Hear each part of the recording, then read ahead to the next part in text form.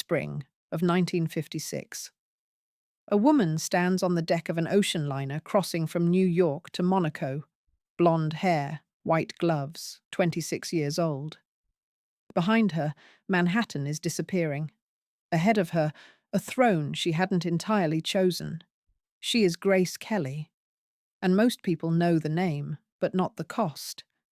The Hollywood career she walked away from, the palace walls she disappeared behind, and the devastating September morning in 1982 that shocked the world. This is not the story of an actress who married a prince. It's the story of a woman who gave up everything she was to become something she never entirely understood. Philadelphia's Golden Girl. To understand Grace Kelly, you have to understand where she came from and why leaving it was never going to be simple. She was born on November 12th, 1929, in Philadelphia, Pennsylvania, into a family that wore its ambitions like a second skin. Her father, Jack Kelly, was a self-made man in the most American sense of the phrase. He had grown up working-class Irish Catholic in Philadelphia and had built himself into one of the city's wealthiest contractors. He won 3 Olympic gold medals in rowing in 1920 and 1924, and carried that competitive fire into everything he touched, including his family. Her mother, Margaret Marger, had been a model and a physical education instructor before marriage. She was a woman of discipline and poise, the kind of person who believed that appearance and composure were a form of character. Together, Jack and Margaret raised 4 children in a large house in the affluent East Falls neighborhood of Philadelphia, and they expected a great deal from all of them. Grace was the 3rd child, and in a family that prized achievement above almost everything else, she spent her early years feeling a little invisible. Her older sister, Peggy, was the social one. Her brother, Kel, was the athlete, the one who would follow their father into competitive rowing. Grace was quiet, somewhat shy, and prone to illness. She was not, by any obvious measure, the Kelly child most likely to conquer the world. And yet there was something there, a quality people noticed even if they couldn't quite name it, a stillness, a composure beyond her years, a way of holding herself that suggested she was always slightly apart from the noise around her. She became interested in acting as a teenager, partly through her uncle George Kelly, her father's brother, who was a Pulitzer Prize-winning playwright. Watching him, she glimpsed a world that felt more alive to her than the one she was living in. She began performing in local theatre productions and developed a quiet, burning passion for the stage that her family, particularly her father, treated with polite skepticism at best. Jack Kelly was not a man who thought much of the theatre. He considered acting a second-rate profession, not an appropriate ambition for a Kelly. He would later tell reporters, with his characteristic bluntness, that he had always assumed Grace would be the Kelly child who amounted to the least. He meant it as a joke. Grace never quite forgot it. When she applied to the American Academy of Dramatic Arts in New York City in 1947, her father did not stand in her way. But he did not encourage her either. She was 17 years old. She had scraped together enough of a score on her entrance exam, despite some early difficulties, and she moved to New York to begin her training. She was on her own, and something in her, something that had been waiting, began to open. Next, we'll look at what happened when Grace Kelly walked into Hollywood, and how quickly the industry realized it had never quite seen anyone like her before. Hollywood and the ice goddess. New York, in the late 1940s, was the kind of city that either broke you quickly or made you tougher than you thought you could be. Grace Kelly arrived as a teenager from a wealthy Philadelphia family, which in some corners of the theatre world was more of a liability than an asset, but she worked. She modeled to support herself. Her face, with its even classical features, and that extraordinary composure was immediately in demand. She appeared in cigarette advertisements and magazine spreads and earned enough to keep her going while she pursued her real ambition. She studied at the academy, absorbed everything she could, and then began auditioning. Her first significant television work came in the early 1950s, when live dramatic television was in its prime. She was good, careful, controlled, technically precise. Directors noticed her. She had a quality on camera that very few actors possess naturally. She looked completely at ease, even when the material was demanding. There was no visible effort. It just seemed to flow. Her Broadway debut came in 1949 in a production that did not set the world on fire. But she kept going. And then Hollywood called. Her first film appearance came in 1951 in a forgettable crime drama called 14 Hours, in which she had a small supporting role. Then came High Noon in 1952, the Western starring Gary Cooper. And suddenly, the industry was paying attention. She had, in that film, relatively little screen time. But what she did with it was striking. She played a Quaker wife, quiet and morally resolute, and she brought to the role a kind of inner life that was hard to define, but impossible to ignore. The camera seemed to be drawn to her. Alfred Hitchcock noticed. Hitchcock was, at that point, the most technically sophisticated director working in Hollywood, a filmmaker obsessed with the visual language of cinema and with a very particular type of woman. Cool, blonde, mysterious, dangerous beneath the surface. He cast Grace Kelly in Dial M for Murder in 1954, and the collaboration transformed both of them. She then made Rear Window with him that same year. And then, To Catch a Thief in 1955, 3 films in 2 years. The Hitchcock films made Grace Kelly a genuine star, not just a recognizable face, but a screen presence of the first order. She moved through those films like someone who understood something about performance that most people had to spend decades learning. She was 23, 24 years old. In 1954, she also made The Country Girl with Bing Crosby and William Holden, a downbeat drama in which she played a woman holding her alcoholic husband together through sheer force of will. It was a role far removed from the glamour of the Hitchcock films. She wore little makeup. She looked tired and worn in scenes. And she won the Academy Award for Best Actress for it in 1955, beating Judy Garland, who had been widely considered the frontrunner for her performance in A Star is Born. Hollywood adored her. The public adored her. The press gave her a nickname, the Ice Goddess, a nod to that quality of cool, unruffled elegance that seemed to follow her everywhere. But beneath that surface, there were things the press didn't write about. Grace Kelly, in those years, was not quite the composed, untouchable figure the nickname suggested. She fell in love, deeply, repeatedly, and sometimes with men who were not available to her. She had a long, intense relationship with the actor Ray Milland during the filming of Dial M for Murder. Milland was married. The affair caused genuine pain on multiple sides.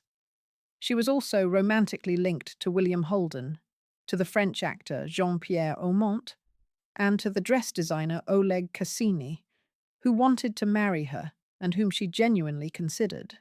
Grace Kelly, behind the polished exterior, was a passionate woman who felt things deeply and who was looking, perhaps more urgently than she let on, for something solid to hold on to. Her father still did not entirely approve of her career. He had softened somewhat in the face of her success. It was difficult for even Jack Kelly to dismiss an Academy Award. But the family's attitude toward Hollywood remained complicated. Grace was succeeding spectacularly. She was also, in the eyes of her very Catholic, very proper Philadelphia family, living a life that raised eyebrows. And then, In the spring of 1955, she went to the Cannes Film Festival, and everything changed. What happened at Cannes, and what came next, would pull Grace Kelly out of Hollywood entirely and into a world she could not have fully imagined. The Prince and the Photograph. The Cannes Film Festival of 1955 was, by any measure, a spectacular event. It was also, for Grace Kelly personally, a slightly reluctant one. She had been asked by the editors of the French edition of Paris Match magazine to participate in a photo shoot with Prince Rainier III of Monaco, a small but wealthy principality on the French Riviera, roughly the size of Central Park, but drenched in money, glamour, and Mediterranean sunshine. Grace was not particularly enthusiastic about the meeting. She had other things on her mind, including the films she was meant to be making and the personal life she was quietly trying to sort out. But the Paris Match request was handled through the festival's official channels, and it was hard to simply decline. The meeting took place at the Prince's Palace in Monaco. Grace arrived in a floral dress, accounts vary on which one, and was shown through the formal rooms of the palace while they waited for the prince, who was running late. When Rainier III finally appeared, the two were introduced, and a photographer captured the moment for the magazine. What happened in the room during that visit is something only the two of them ever fully knew. What the world knows is that they exchanged correspondence afterward, and that within months, the correspondence had become something much more serious. Prince Rainier III was 32 years old at the time of that meeting. He had been ruling Monaco since 1949, when he inherited the throne at 26 following the death of his grandfather, Prince Louis II. Monaco was a complicated inheritance. A tiny state with enormous financial interests, a constitution that gave the prince significant executive power, and a looming dynastic problem. The problem was this. Under the terms of the 1918 treaty between Monaco and France, if Rainier died without a legitimate heir, Monaco would revert to French sovereignty. It would, in effect, cease to exist as an independent state. Rainier was unmarried. He had no children. The pressure on him to marry and produce an heir was not merely personal, it was political and existential. He had previously been in a long relationship with the French actress Gisèle Pascal, and there had been widespread expectation in Monaco that they would marry. But the relationship ended, reportedly, at least in part, due to concerns within Rainier's inner circle about whether Pascal could have children. The two never married. By 1955, Rainier was actively looking for a wife. There had been conversations with representatives of various noble families, and there were reports, though the details remain somewhat murky, that a priest named Father Tucker, who was close to Rainier and acquainted with the Kelly family through Philadelphia Catholic circles, had been involved in facilitating a more deliberate introduction than the Cannes meeting might have appeared. By all accounts, Rainier was genuinely struck by Grace Kelly. He pursued the correspondence with real energy, and when the two met again later in 1955, when Rainier visited the Kelly family in Philadelphia over the Christmas period, the relationship was clearly serious. Rainier asked Jack Kelly for his daughter's hand in marriage before Christmas 1955. Jack Kelly, the man who had once suggested Grace was the least likely of his children to amount to anything, now found himself negotiating with a reigning European monarch. He handled it in the way Jack Kelly handled most things, directly, practically, and with a close eye on the financial arrangements. There was, in fact, a dowry negotiation. The Kelly family agreed to provide $2 million. The amount was reported in the press with considerable interest. It struck many people as remarkable. A wealthy American family paying a European prince to marry their daughter. Whether Grace Kelly found it remarkable or simply accepted it as the reality of the world she was entering, is something she kept largely to herself. The engagement was announced on January 5th, 1956. The reaction was enormous. It was not merely big news, it was the kind of story that stopped people in their tracks. A Hollywood actress, an actual prince, a palace on the Riviera.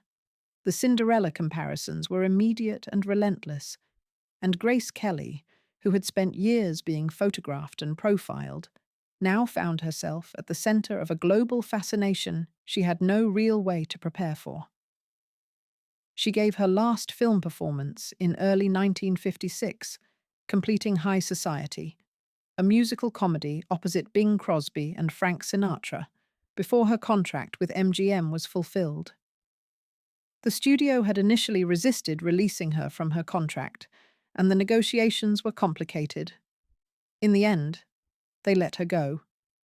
She was 26 years old, at the height of her career, and she was walking away from all of it.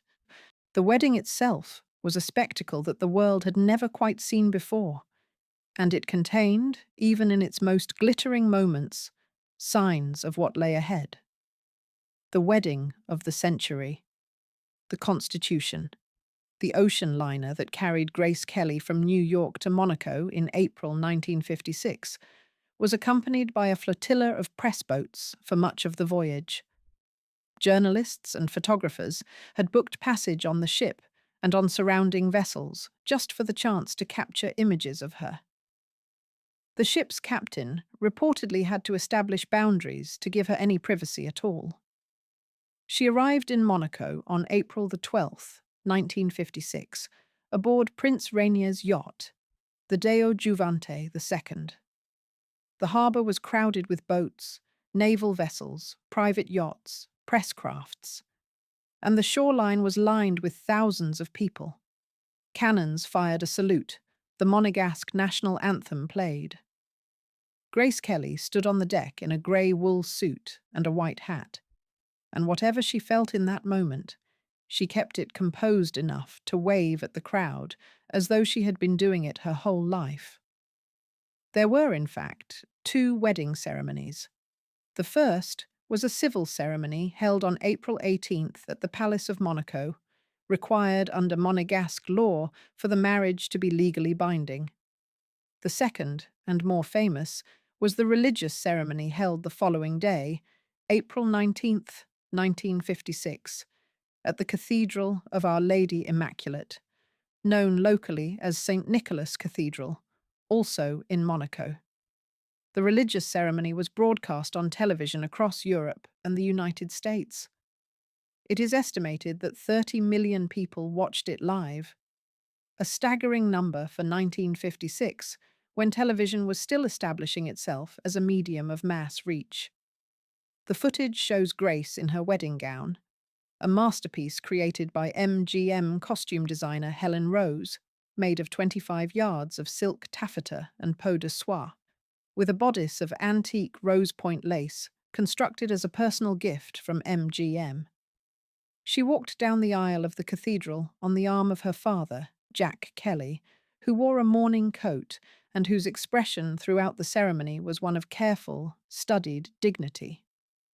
The ceremony was conducted in French and Latin. Grace, who spoke French fluently by this point, responded to her vows in both languages. Rainier wore his military dress uniform, heavy with medals and decorations. He was a compact, serious-looking man, not conventionally handsome in the Hollywood sense, but authoritative and clearly moved by what was happening. Photographs from the ceremony show him watching Grace with an expression of genuine feeling. For all its splendor, people close to Grace later remembered the days around the wedding as complicated. There were moments of friction, cultural misunderstandings, logistical chaos, the sheer pressure of performing a global spectacle while also, somewhere inside it all, actually getting married. Some of Grace's American friends who attended later described feeling a vague unease they couldn't entirely articulate. Something felt, to them, less like a celebration than like a formal transfer. Grace Kelly was now Her Serene Highness Princess Grace of Monaco. She held a title. She had a palace. She had a husband who was, by most accounts, devoted to her in his way. And she had given up, permanently, the career that had defined her for the past 6 years. MGM had made one final offer, a film called Designing Woman, which would have allowed her to end her contract on her own terms. She turned it down. The studio eventually made the film with Lauren Bacall instead. Grace Kelly's last completed film remained High Society. She did not talk about this loss often. She was too disciplined for public complaint. But those closest to her said that surrendering her acting career left a wound that never entirely healed. She had not simply given up a job. She had given up the thing that had made her feel most fully herself. But the loss of her career was only the beginning of what life inside the palace walls would ask of her, behind palace walls. Monaco in the late 1950s was not quite the sun-drenched paradise that travel magazines described. Beneath the glamour and the tax advantages and the casino lights, it was a small, conservative, insular place run by a prince who had strong opinions about how things should be done. Grace arrived as an outsider. She was American, which the older Monegasque families regarded with a certain polite wariness. She was an actress, which some of those same families regarded as not entirely respectable, regardless of the Academy Award. She spoke French well, but was still learning the particular dialect of court life. The unwritten rules, the hierarchies, the expectations that nobody explained because everyone else already knew them. She threw herself into the role with the same discipline she had brought to everything else in her life. She learned. She adapted. She took on charitable work. The Monaco Red Cross and the Princess Grace Foundation became her main projects. And she performed her public duties with the kind of grace that the word had always implied. She was good at it. Exceptionally good at it. But her relationship with Rainier was not simple. He was, by nature, a private and sometimes dominating man. He had been the sole authority in Monaco for years before Grace arrived, and marriage, with all its negotiations and adjustments, did not come naturally to him. He was not cruel, but he could be controlling, and there were aspects of Grace's life, her friendships, her correspondence, her contact with America, that he managed with a firm hand. She had 3 children. Caroline was born in January 1957, less than a year after the wedding. Albert was born in March 1958, providing the male heir that the dynastic situation required. Stephanie was born in February 1965. Grace was a devoted and hands-on mother in a setting where many aristocratic women handed their children entirely to nannies. She insisted on being present, on knowing her children, on raising them with something resembling a normal emotional life, even inside the extraordinary circumstances of a royal palace. She missed her friends. She missed New York. She missed the particular kind of conversation that comes from being surrounded by creative people who are making things and debating things and living at full intensity. The social world of Monaco, the elderly aristocrats, the wealthy tax exiles, the casino crowd, was not her world, and she never fully made it so. In the early 1960s, there were real difficulties in the marriage. Grace later spoke to close friends about periods during that decade when she and Rainier were deeply unhappy together, when communication broke down and the weight of their different expectations pressed hard on the relationship. She had also begun to feel, in a quiet but persistent way, that Monaco itself had become a kind of gilded trap. She looked for ways to stay connected to her artistic life. She gave poetry readings. She participated in theatrical events. She corresponded with writers and filmmakers. In the early 1960s, Alfred Hitchcock came to her with a script, a film called Marnie, which he wanted her to make. It was a serious, psychological thriller, the kind of role that would have challenged her and reminded the world that Grace Kelly, the actress, was still there beneath the tiara. She wanted to do it. She was enthusiastic enough that preliminary conversations advanced to a real plan. But then Monaco erupted. The Monegasque public reacted with disapproval. There was a feeling among many of the principality's residents that it was unseemly for their princess to return to Hollywood, even for a single film. There were also political complications surrounding the film's content that Rainier found difficult to navigate. The project was abandoned. Hitchcock eventually made Marnie with Tippi Hedren. Grace Kelly never made another film. But even as her public life remained polished and controlled, the private world of the palace was quietly fracturing in ways that would eventually become impossible to contain. The children, the cracks, and the 1970s. If the 1960s were a decade of quiet struggle, the 1970s brought a different kind of turbulence to the palace, one that was louder, more public, and harder for Grace to manage with her usual composure. Her children were growing up, and they were not growing up quietly. Caroline, the eldest, was fiercely independent from an early age, a quality that Grace both recognized in herself and found deeply worrying in the context of Monaco's Goldfish Bowl scrutiny. By the mid-1970s, Caroline was a teenager becoming a young woman in the full glare of European tabloid attention. She was photographed everywhere, written about constantly, and had developed a reputation for a nightlife and social scene that made her parents deeply uncomfortable. In 1978, Caroline married Philippe Junot, a Parisian financier more than 15 years her senior. Grace was opposed to the marriage from the beginning. She felt, with what turned out to be accurate instinct, that Junot was not the right man for her daughter, and that the marriage was happening too fast. Rainier shared her reservations, but Caroline was determined, and in the way of headstrong young people with strong-willed parents, she pushed through. The marriage lasted 2 years. It ended in divorce in 1980. Grace had watched it unfold with a mixture of sadness and the particular pain of having been right about something she desperately wanted to be wrong about. Albert, the heir, was navigating his own path, more cautious than his sister, more aligned with his father's expectations, but also living under enormous pressure as the future ruler of a country whose independence depended on his bloodline. He was not yet married in the 1970s, and as he moved through his 20s, the question of his eventual marriage was a constant subtext in palace life. Stephanie, the youngest, was still a child through most of the 1970s, but she was already showing signs of the rebellious energy that would later make her the most unconventional of the 3 royal children. Grace, meanwhile, was in her 40s. She remained beautiful.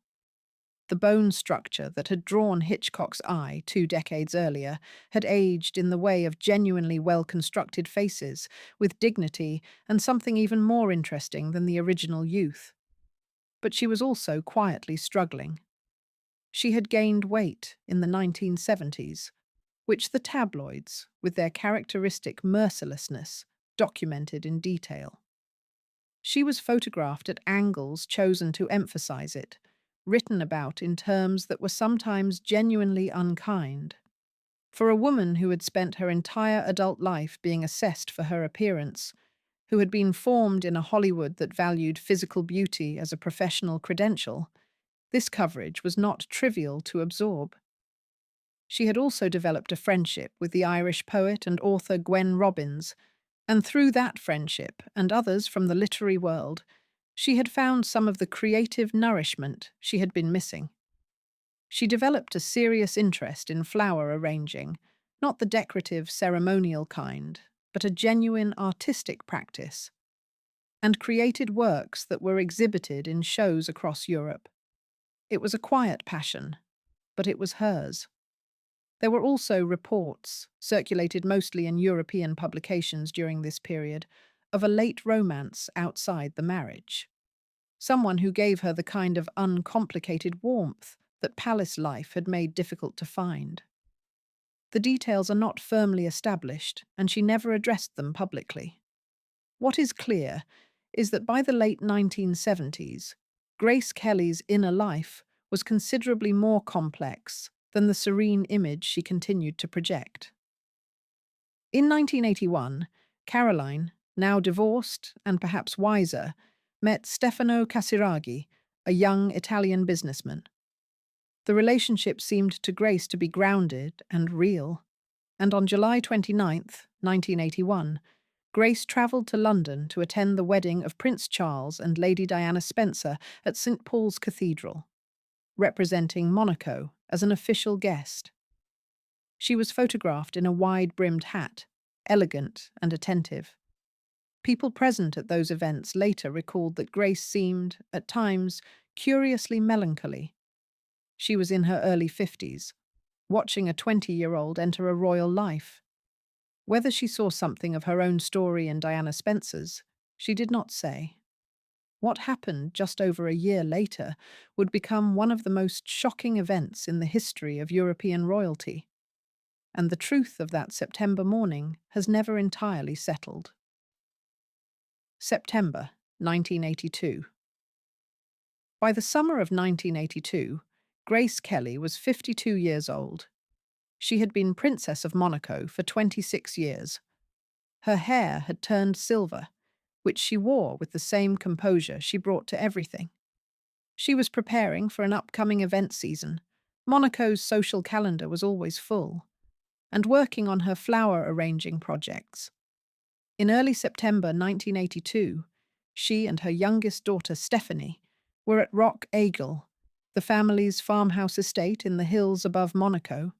It was a place Grace loved, more private and peaceful than the palace, surrounded by gardens, away from the formal obligations of royal life. She had been spending time there to rest and to pack, as she was preparing to return to Monaco for the season ahead. On the morning of September 13th, 1982, Grace and Stephanie left Rock Aigle in a Rover 3500 car. Grace was driving. Stephanie was in the passenger seat.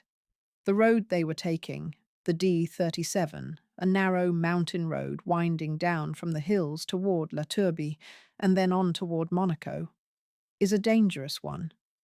It has sharp turns, steep drops, and little margin for error. At some point during the descent, the car failed to navigate one of the hairpin curves. It went over the edge of the road and dropped approximately 40 feet down the hillside, rolling and coming to rest at the bottom. Stephanie survived with injuries that were serious but not life-threatening, a fractured vertebra and other trauma. Grace was found alive at the scene but was in critical condition. She was transported by ambulance to the Princess Grace Hospital in Monaco, the very institution that bore her name. She underwent emergency treatment, but never regained consciousness. On September 14th, 1982, the day after the crash, the palace announced that Princess Grace had died. The official cause of death was a brain hemorrhage resulting from the accident. She was 52 years old.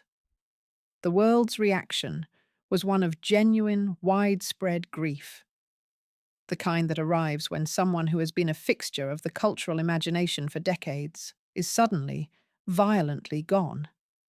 Monaco went into a period of national mourning.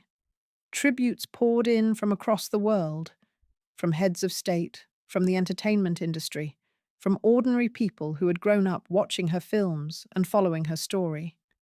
The funeral was held on September 18th, 1982, at St. Nicholas Cathedral, the same cathedral where she had married Rainier 26 years earlier. Dignitaries from across Europe attended. Diana, Princess of Wales, was there. Cary Grant, her co-star in To Catch a Thief, and one of her closest friends, attended and was visibly overcome. Stephanie, still recovering from her injuries, attended. Questions were immediately raised about the precise circumstances of the accident Had Grace suffered a medical event before the car left the road? Had there been a mechanical failure?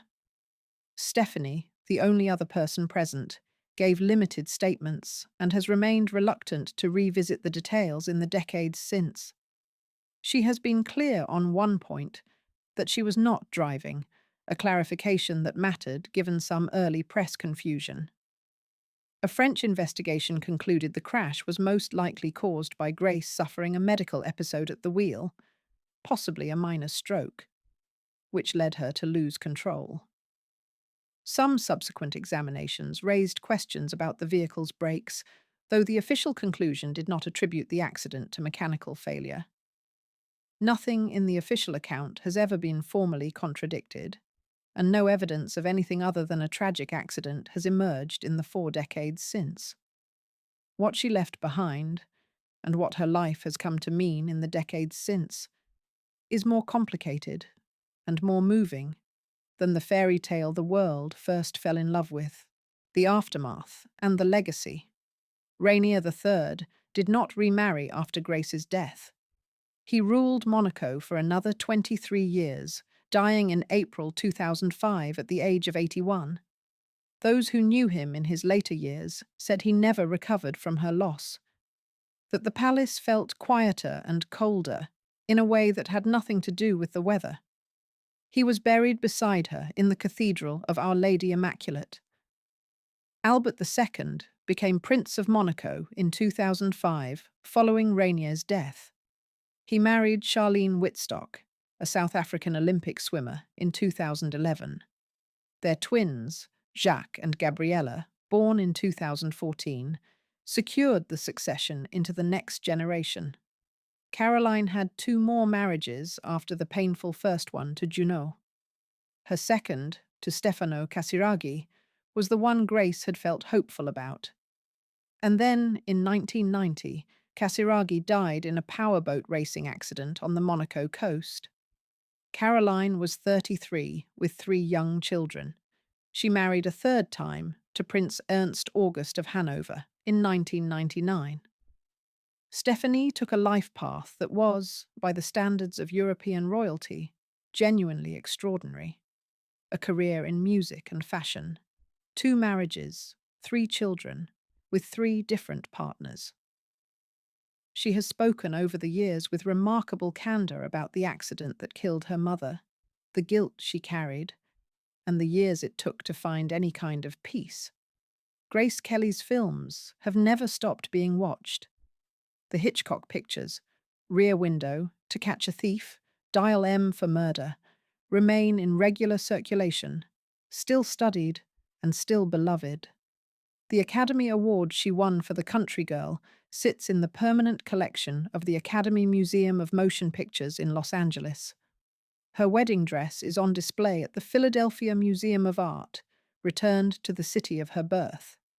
The style she embodied, that mid-century American elegance, refined and restrained, and somehow warm underneath, has been referenced by designers and fashion historians so many times it has become its own category. The term Grace Kelly elegance is understood without further explanation in fashion circles. But perhaps the most interesting part of her legacy is the one that gets the least attention, the part that is not about beauty or style or royalty. It is the part about what she gave up and what that cost her, and what it says about the world she lived in. Grace Kelly was, by every measure, one of the most gifted actresses of her generation. She was 26 years old when she stopped working. She had won an Oscar. She had made films that are still considered classics. And she walked away, not because she wanted to, but because the life she was entering made it impossible to stay. She did it with composure and public warmth, and an apparent serenity that nobody who knew her well entirely believed. She found meaning in her children and her charitable work, and her gardens and her poetry. She built something real inside the constraints she was given. But the constraints were real too. In the 1970s, she gave a series of poetry readings at the Edinburgh Festival in Scotland. A small but genuinely brave thing to do, stepping onto a stage not as Princess Grace of Monaco, but as a woman who loved language and wanted to share it. The reception was warm. She was good at it.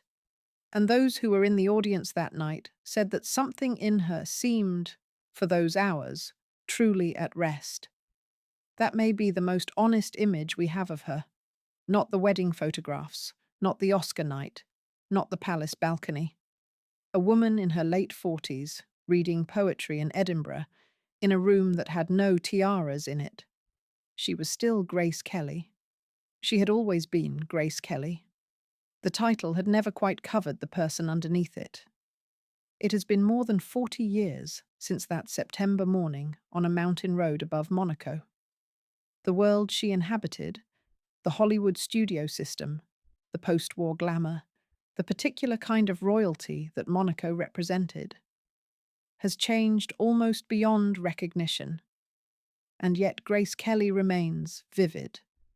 She was a woman who had everything the world considers worth having: beauty, talent, wealth, a throne, and who spent much of her adult life quietly managing the distance between what she had and what she needed. She did it with more dignity than most people manage with far easier circumstances. Her films are still there. Her face is still on postcards in Monaco. The cathedral where she married and where she was buried still stands at the top of the old city, looking out over the harbour and the sea. And somewhere behind the pearls and the palace walls and the Hitchcock camera and the Academy Award, there is still the girl from Philadelphia who just wanted to act. If you enjoyed this video, please like and subscribe to our channel so you never miss out on more fascinating stories.